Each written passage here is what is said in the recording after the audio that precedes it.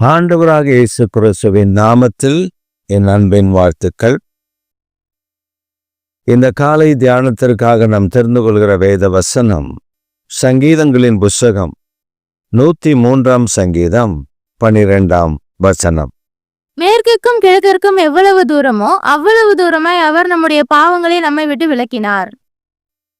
மேற்குக்கும் கிழக்குக்கும் எவ்வளவு தூரமோ அவ்வளவு தூரமாய் அவர் நம்முடைய பாவங்களை நம்மை விட்டு அகற்றினார். நம்முடைய பாவங்களை அவர் அகற்றின தூரம் மேற்குக்கும் கிழக்குக்கும் எவ்வளவு தூரமோ.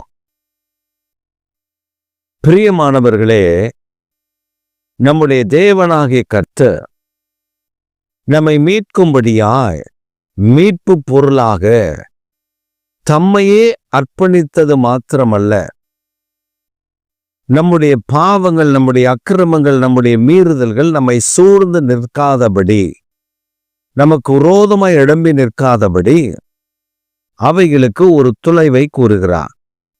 He made a distance for our sin from us, and to sin is like east to west.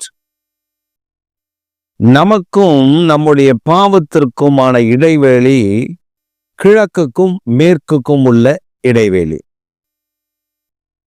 எப்பொழுதுமே கிழக்கு மேற்கு ஒன்றாக முடியாது, ஒன்றாக வாய்ப்பில்லை.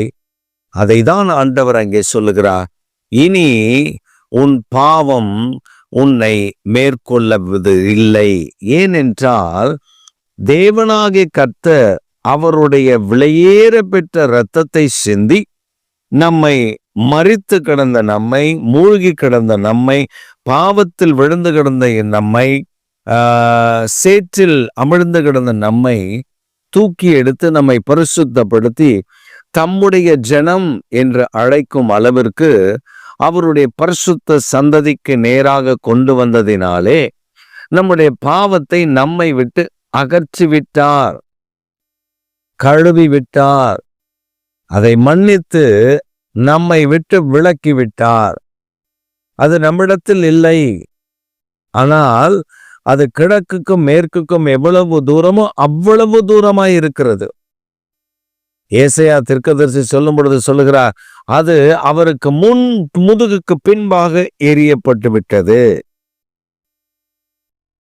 ஆண்டவர் தம்முடைய திட்டத்தை, தம்முடைய கிருபையை, தம்முடைய தயவை நமக்குள்ளே விளங்க பண்ணும் போது எப்படி இருக்கும் என்றால், நம்முடைய பாவங்கள், நாம் ரட்சிக்கப்படும் பொழுது நம்முடைய பாவங்கள் கழுவப்படுகிறது. பாவத்துக்கு மரித்து நீதிக்குத்தான் புடைத்து எழும்புகிறோம். அப்ப நம்ம பாவத்துக்கு மரித்து நீதிக்கு பிழைத்து எழும்பும் போது புதிதான பிறந்த குழந்தையை போல நாம் எழும்புகிறோம். அதற்குத்தான் ஜலத்தினாலே, ஒருவன் ஜலத்தினாலும் ஆவியினாலும் பிறவாவிட்டால். First of all, we have to get birth through the baptism. Second, through the fire anointing.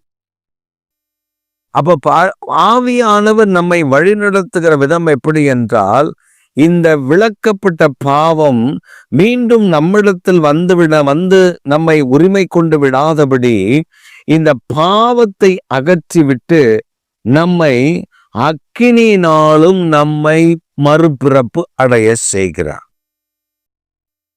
பரிசுத்த ஆவி என்கிற அந்த அக்கினியின் அபிஷேகத்தினாலும் நம்மை நிறைத்து நம்மை புதிதாய் பிறக்க செய்கிறார். இப்ப ஒரு காரியத்தை உலக பிகாரமா குயின் எலிசபெத் என்கிற ஒரு இங்கிலாந்து அரசி, அவள் சில வருடங்களுக்கு முன்பு மரித்து போனார்கள். அந்த குயின் எலிசபெத் என்று சொல்லுகிற அவர்கள் ஆட்சிக்கு வந்தபோது அந்த நாட்களில் அதற்கு முந்தி இருந்ததான அரசி மேரி என்று அவர்களுக்கு பெயர். அந்த மேரி அவர்கள் இரத்த மேரி என்று ஸ்காட்லாந்து தேசத்தில் அழைக்கப்பட்டார்கள். இரத்த மேரி. அந்த அம்மா அவ்வளவு வெறி, இரத்தத்தை அவ்வளவு கொலை செய்கிறது, வெட்டுகிறது, ஜனங்களை அழிக்கிறது, இதெல்லாம் அந்த அம்மாவுடைய சுபாவம், வெறி. அப்ப இவர்கள் எலிசபெத் அவர்கள் அரசியாக பொறுப்பெடுக்கிறார்கள். மிக இளவயதில், ரொம்ப இளம் வயதில் அவர்கள் அரசியாக பொறுப்பெடுக்கிறார்கள். பொறுப்பெடுத்த பொழுது முதல்ல அவங்க சொன்ன ஒரு காரியம் என்ன தெரியுமா? இந்த கிரீடம், அவர்களுக்கு அரசியினுடைய கிரீடம், வம்சவழியாக வைத்து வருகிற அந்த அரசியினுடைய கிரீடத்தை இவர்கள் தலையில் வைக்க வந்த பொழுது இவர்கள் சொன்னார்கள், first of all I need it to burn with fire. அதை அக்கினியினால் சுட்டெரிக்க வேண்டும். அவங்க சொன்னாங்க, இந்த கிரீடம் என்னுடைய மூதாதையர்களுடையது. இந்த கிரீடம் அவர்களுடைய அக்கிரமம் அவர்களுடைய தலையில் இருந்தது. இந்த கிரீடத்தை அவர்கள் வைத்துக்கொண்டு என்னென்ன அக்கிரமம், என்னென்ன பாவம் செய்தார்கள் என்று எனக்கு தெரியாது. ஆனால் நான் அந்த அக்கிரமத்திற்கு, அந்த பாவத்திற்கு, அந்த மீறுதல்களுக்கு நான் உடன்பட விரும்பவில்லை.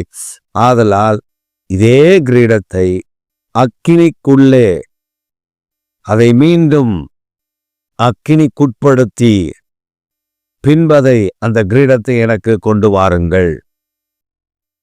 அவர்கள் ஜலத்தினால கழுவ சொல்லல, வேற எதனாலும் கழுவ சொல்லல, அக்கினியினால அதை நிரப்பி, அக்கினியினால் அதை மூடி, அதை கொண்டு வாருங்கள். அது அக்கினியில போட்டு எடுத்து கொண்டு வாருங்கள். அப்படிதான் செய்தார்கள். அதே கிரீடம்தான், ஆனால் அது அக்கினியினால சுத்திகரிக்கப்பட்டு அது அவர்களுக்கு கொண்டு வரப்பட்டது, தூய்மையாக்கப்பட்டு. அதைத்தான் அவர்கள் தலையில் வைத்தார்கள். ஒரு மனிதன் ஆவியினாலும் ஜலத்தினாலும் ஆவியினாலும் பிறக்க வேண்டிய அவசியம், கட்டாயம் இருக்கிறது. ஏனென்றால் இந்த பாவங்களை சுட்டெரிக்கிற வல்லமை பரிசுத்த ஆவியானவருக்கு மாத்திரம்தான் உண்டு. இயேசுவின் இரத்தத்தினால் நாம் கழுவப்படுகிறோம். ஆனால் ஆவியானவருடைய அக்கினி அவைகளை நம்மை விட்டு நமக்குள்ளே வராதபடி அது நம்மை காத்துக்கொள். பரிசுத்த ஆவியானவருடைய அக்கினி நம்மை தீமையிலிருந்து தடுத்து நிறுத்தி பாதுகாக்கும். அதனாலதான் சகல சத்தியத்திற்குள்ளும் அவர் நம்மை நடத்துவார்.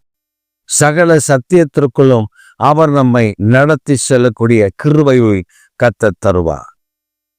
பிரியமானவர்களே, நம்முடைய தேவனாகிய கர்த்தர் நம்முடைய பாவங்களை நம்மை விட்டு அகற்றும் போது பிசாசு சும்மா இருக்க மாட்டான். அந்த பாவத்தில் நாம் மீண்டும் கட்டப்படும்படி, அந்த பாவத்தில் நாம் மீண்டும் விடும்படி, அந்த பாவத்தில் நாம் மீண்டும் தள்ளப்படும்படி, அந்த பாவத்தில் நாம் மீண்டும் முடக்கப்படும்படி விரும்புவான். ஆனால் ஆவியானவரோ அந்த பாவம் மீண்டும் நமக்குள்ளே வராதபடி, அந்த பரிசுத்த வாழ்க்கை கெட்டு போகாதபடி, அந்த பரிசுத்தத்தில் நாம் பாதுகாத்து கொள்ளும்படி நம்மை காத்து வழி நடத்துவார். ஆனால் சில வேளைகளில் மாம்சம் நம்மை மேற்கொள்ளும், மாம்சம் நம்மை எதிர்கொள்ளும், மாம்சம் நமக்கு ஒத்து போகாது, மாம்சம் இது நல்லது என்று சொல்லும், மாம்சத்தின் பார்வையில் இது இப்படி என்று சொல்லும். அதனாலதான் ஆவியில நிரம்புகிற உண்மையுள்ள மனிதர்கள் அப்படிப்பட்ட பாவங்களை அவர்கள்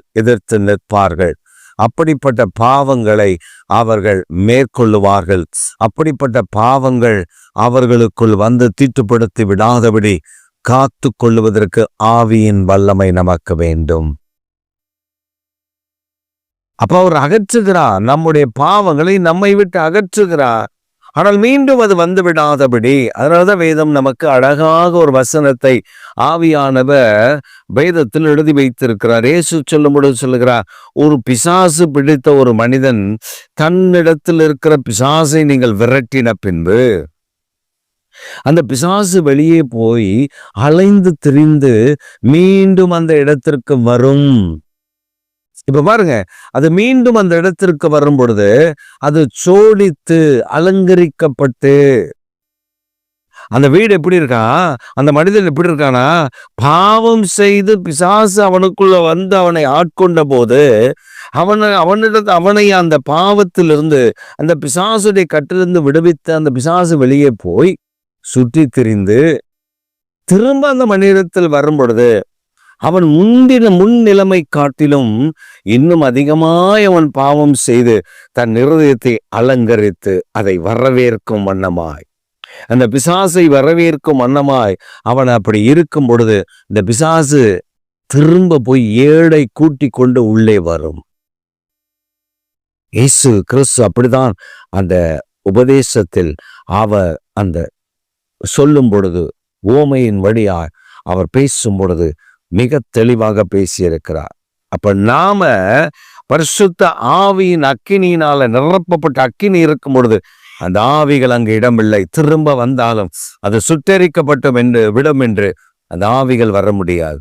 பிரியமானவர்களே, இந்த காலை வேளையில் என் பாவம் மன்னிக்கப்பட்டதோ, என்னை ஆண்டவர் பரிசுத்தமாக்கினாரோ, என்னை காத்து கொண்டாரோ, என்னுடைய பாவம் என்னை விட்டு விலக்கப்பட்டதோ, என்னுடைய சாபம் என்னுடைய தலைமுறையை விட்டு விலக்கப்பட்டதோ என்று சந்தேகப்பட்டு கொண்ட உங்களுக்காக தான் கர்த்தர் இன்றைக்கு பேசியிருக்கிறார். அந்த பாவங்களை அவர் அகற்றி விட்டார். இனி அது உள்ளே வராது. பரிசுத்த ஆவியானவர் அதை காத்து கொள்ளுவார். ஆமென். ஆமென்.